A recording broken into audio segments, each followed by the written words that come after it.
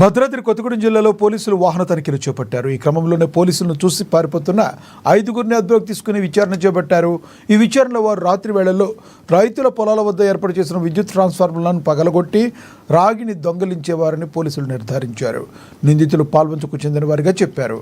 వీరి వద్ద నుండి 4 లక్షలు విలువ చేసే 258 కేజీల రాగి, కియోకరెన్స్ వాహనం, స్కూటీ, 5 సెల్ ఫోన్లు స్వాధీనం చేసుకున్నారు. డీఎస్పీ రవీందర్ రెడ్డి తెలిపారు. ఈ 5గురు నిందితులపై కేసు నమోదు చేసుకున్నారని, రిమాండ్కు తరలించారని పేర్కొన్నారు. ఈ నెల 5వ తారీఖు నాడు మన ఏళ్లబేరం పోలీస్ స్టేషన్కు గోదావరి లిఫ్ట్ ఇరిగేషన్ సింగిరెడ్డిపల్లి తాలూకు ఒక ట్రాన్స్ఫార్మర్ యొక్క కాపర్ వైర్ అని ట్రాన్స్ఫార్మర్ పగలగొట్టి ట్రాన్స్ఫార్మర్ వైర్ కాపర్ వైర్ ఎత్తుకపోయిందని ఒక కంప్లైంట్ రావడం జరిగింది.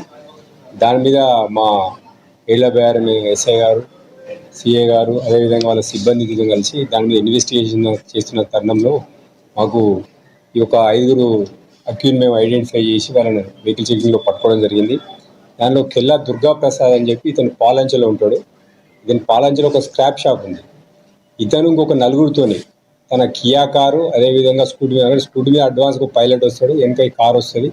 వచ్చిన తర్వాత ఈ ట్రాన్స్ఫార్మర్ బగలగొట్టి